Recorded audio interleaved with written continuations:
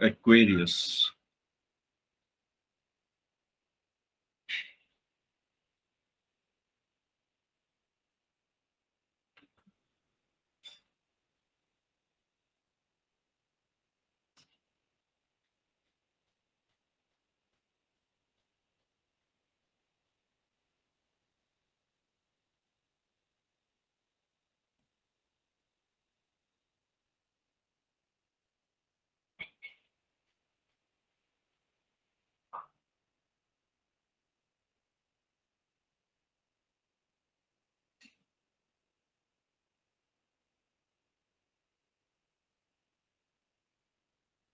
Screen दिखाई दे रही है?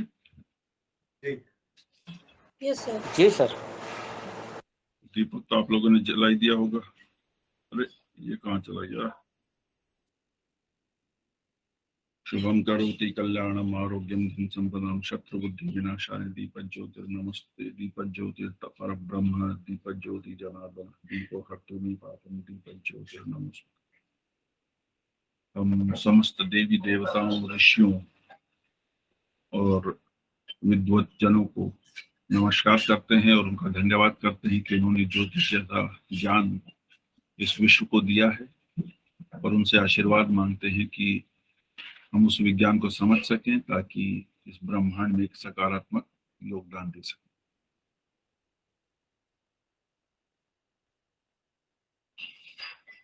एक्वेरियस, कुंभ। कुंभ अर्थात घड़ा। कुंभ संस्कृत भाषा का शब्द है या हिंदी का भी कह सकते हैं। ये एक व्यक्ति जिसके हाथ में जल वाला घड़ा है, ऐसे दिखाया जाता है। कुंभ अपने आप में ही घड़ा है और घड़े में ये माना जाता है कि जल ही रखा जाता है और कुछ तो नहीं रखा जाता। तो ये इसका कॉम्प्लेक्शन डीप ब्राउन है, गहरे भूरे रंग का है, मीडियम बिल्ट है और बाइपेट द्विपद राशि है। दिन में ये बहुत बलवान होती है। It resorts to deep water and is airy. अब यहाँ पे ये एक हल्का सा विरोधाभास दिखता है कि इसके मटके के अंदर पानी है, लेकिन साइन ये एयरी है, वायु। तो ये वायु तत्व वाली राशि है। अब कोई पूछ रहा था, अभी शायद रंजना जी कह रही थी कि वो हवाई दुर्घटनाओं का संयोग ज्यादा है, ऐसा कुछ। तो अब आपको समझ में आना चाहिए कि जो सैटर्न है वो भारत देश की 10वीं राशि में बैठा हुआ है, 10वें भाव में, सॉरी। राशि तो एक्वेरियस है, एक्वेरियस में बैठा है, 10म भाव है, राज सत्ता का है, अर्थात देश पर प्रभाव रखने वाला भाव है ये। और वो एयरी है, वायु तत्व की राशि है।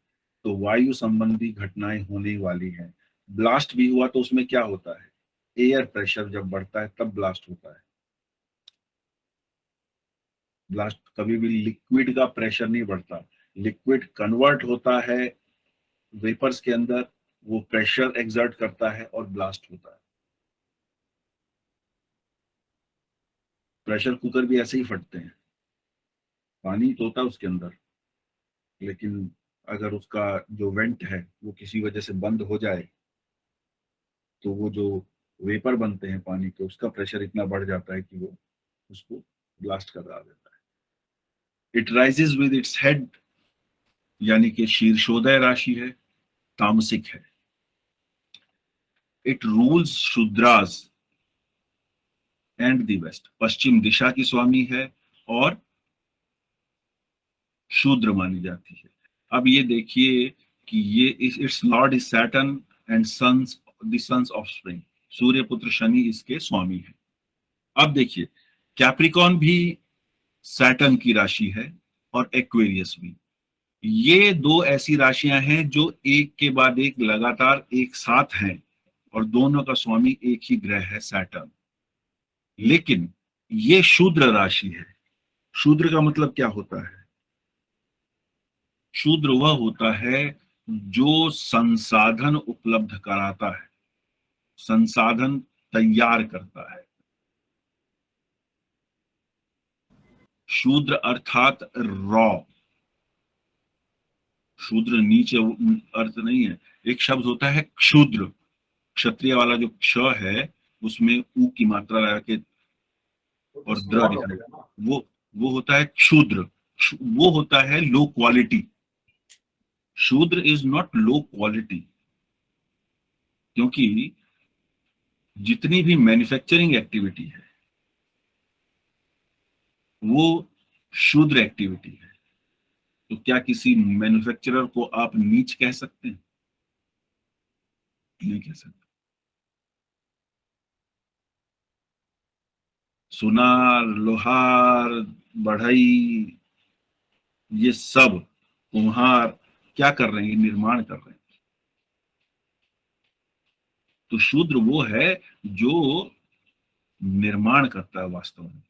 तो अगर हम अपने शास्त्रों की डेफिनेशन को एक्चुअली फॉलो करें तो शूद्र, जितने भी इंडस्ट्रियलिस्ट हैं वो शूद्र हैं बाय दैट डेफिनेशन। जितने भी इंडस्ट्रियलिस्ट हैं, जो भी बनाने का कार्य कर रहा है, जो भी मैन्युफैक्चर कर रहा है कुछ, वो शूद्र है। एनीवेज, तो ये तो उसकी बेसिक कैरेक्टरिस्टिक्स हैं। अब थोड़ा सा कैप्रिकॉन को फिलोसॉफिकली भी समझने की कोशिश करते हैं, वो है क्या चीज। कुंभ, हम सभी जानते हैं घड़ा क्या है, और आजकल गर्मी में तो बहुत ज्यादा इसकी आवश्यकता भी महसूस होती है और सबको पहचान अच्छी तरह हो जाती है, और लोग प्रयास भी करते हैं कि घड़ा खरीद लिया जाए गर्मी में एक नेचुरल कोल्ड वाटर पीने के लिए, क्योंकि फ्रिज का पानी भी सभी को अच्छा नहीं लगता है, और स्वास्थ्य की दृष्टि से भी फ्रिज का पानी ठीक नहीं है। तो जो कुंभ है वो घड़ा है जिसके अंदर जल है।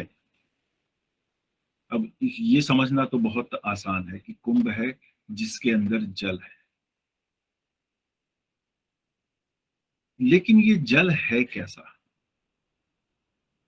अभी हमने पढ़ा कि ये एयरी साइन है। एयरी साइन का मतलब वायु तत्व की राशि, लेकिन जो प्रतीक है घड़ा, उसके अंदर से जल निकाला जा रहा है। अर्थात यह जल कौन सा है? ये जल वो है जो जीवन को सपोर्ट करेगा। कैसे? कौन से जीवन को सपोर्ट करता है?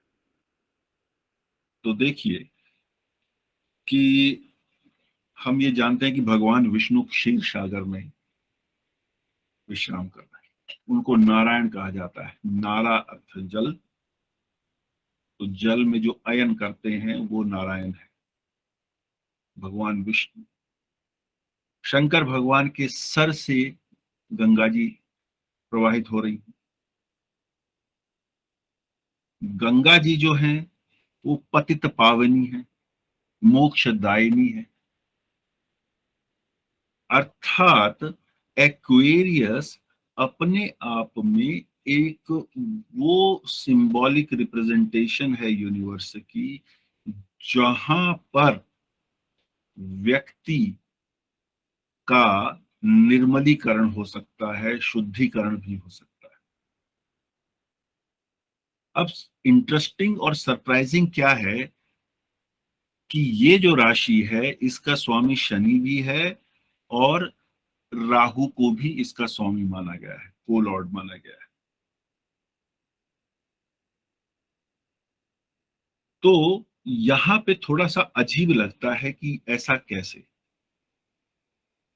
कि राहु और शनि की ये जो राशि है यह जीवन को सकारात्मक योगदान कैसे दे रही है। अभी आगे चलते हैं।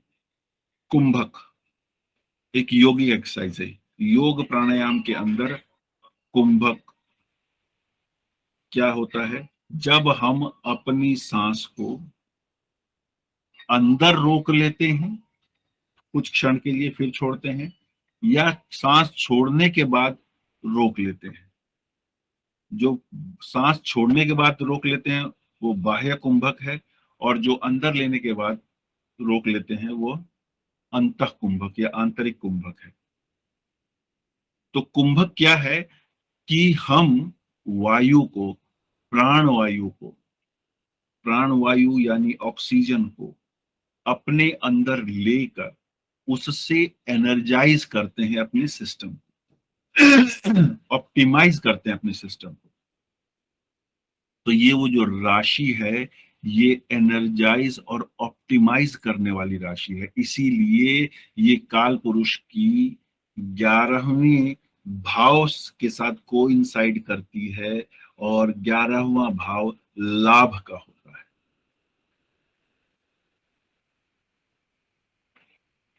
ये extra ordinary in every dimension, ये इसकी विशेषता है। दरअसल क्या है, हमारा जो सानिध्य जो बढ़ता है वो आरंभ होता है लिब्रा में, तुला राशि में। तुला राशि में एक व्यक्ति हमारे जीवन में आता है। अगर हम मैरिज के कंटेक्स्ट में लेते हैं, जीवन साथी के कंटेक्स्ट में लेते हैं, स्पाउस के कंटेक्स्ट में लेते हैं, उसे थोड़ा समझना आसान आसान रहेगा।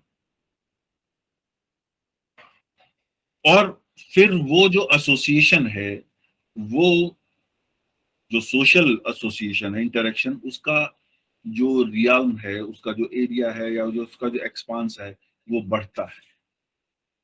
8वें भाव में थोड़ा नेगेटिव तरीके से बढ़ता है, 9th में थोड़ा पॉजिटिव तरीके से बढ़ता है, कैप्रिकॉर्न में एक और डायमेंशन ऐड हो जाती है, और वो जो बढ़ती हुई एसोसिएशन है वो एक्वेरियस में आकर कंप्लीट हो जाती है।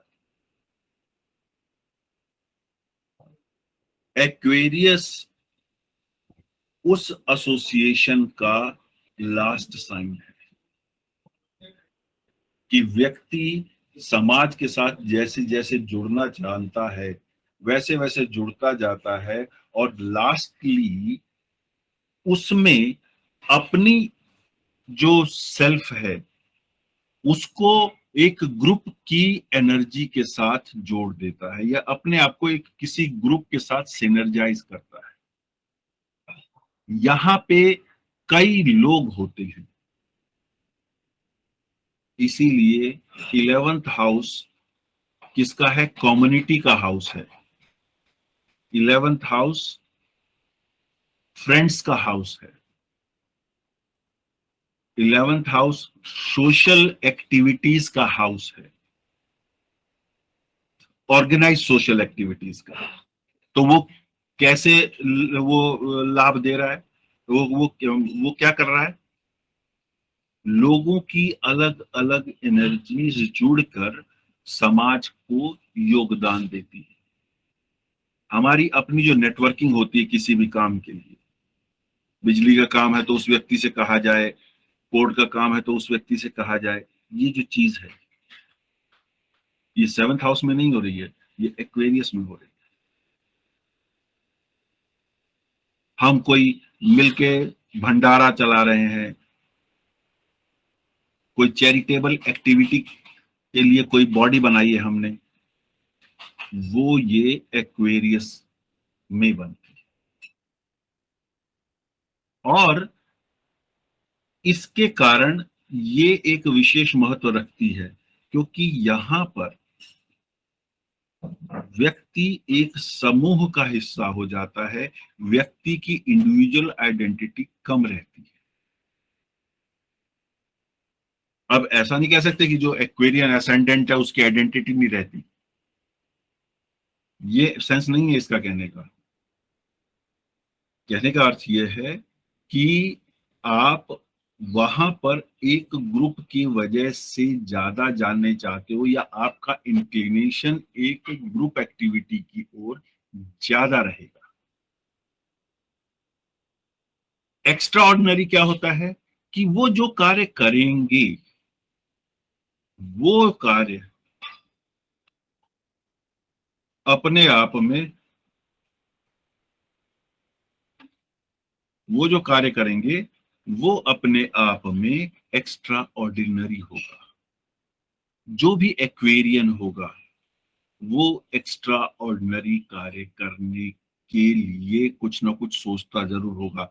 एक्सटेंट ऑफ सक्सेस हमेशा वेरी करता है, बट जो सक्सेस होगी उसकी, इवन फेलियर भी जो होगा वो एक्स्ट्रा ऑर्डिनरी होगा।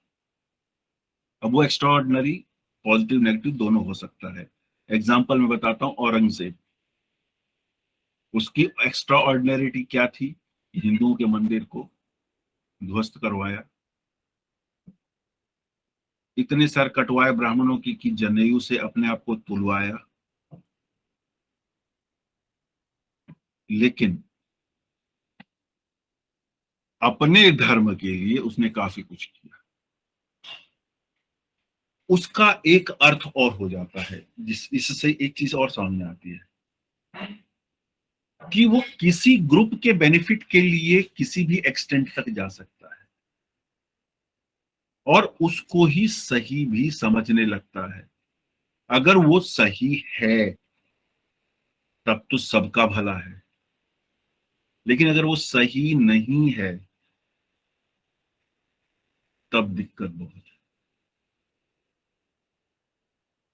आज हमारे सामने उस एक्स्ट्रा ऑर्डिनरिटी की प्रॉब्लम स्पष्ट दिखाई दे रही है, जो आजकल सिचुएशन हमारे देश में है।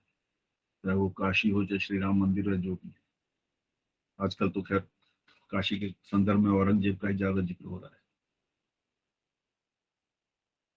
वो अपने लोगों, अपने समूह के लिए बहुत ही महान कार्य कर रहा होगा, लेकिन वो समूह के लिए कर रहा है, सबके लिए नहीं कर रहा है। इस अंतर को समझ के रखना पड़ेगा। अगर मैं थोड़ा सा वो पॉलिटिकल लैंग्वेज बोलूं मोदी जी की, तो सबका साथ सबका विकास वाली बात नहीं है औरंगजेब के एटीट्यूड में।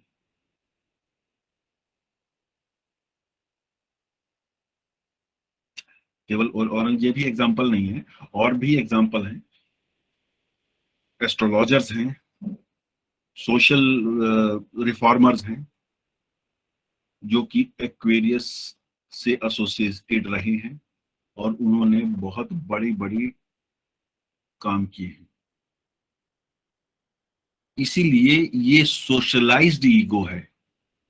अब देखिए, ये किसके ऑपोजिट का साइन है? लियो लियो। लियो के ऑपोजिट। लियो क्या है? लियो सिंह वो अपने आप का राजा है सर। राजा है अपने आप का, मतलब वो राजा है। और राजा का मतलब यह है कि I have to rule others. राजा का अर्थ है कि सिस्टम मैं सेट करता हूं, ठीक है। इसके जस्ट अपोजिट हो जाएगा। वहां पे ईगो पर्सनल ना रहकर सोशलाइज्ड ईगो हो जाएगी, यानी कि we will do, not I will do. समझे आप? उसकी जो पर्सनल ईगो है वो सोशलाइज्ड ईगो में कन्वर्ट हो जाएगी। वो अपनी बात कर रहा है, एक इंडिविजुअल की बात करता है, because king is one. Opposite to that there is a group of people. बिल्कुल ऑपोजिट है उसके। तो कहां एक और कहां अनेक? तो अनेक का अगर थोड़ा थोड़ा सा भी पॉजिटिव कंट्रीब्यूशन होगा तो गेन होगा कि नहीं होगा? और यही वजह है कि 11th house is this house of gains and Aquarius corresponds to that. ये जो ईगो है, it is ego with mission. जो एक्वेरियन ईगो है, ये सिर्फ ये नहीं है कि मैं राजपुत्र पैदा हुआ हूं। निरंतर ज्योतिष संबंधी जानकारी पाने के लिए इस चैनल को लाइक करें, सब्सक्राइब करें और शेयर भी करें।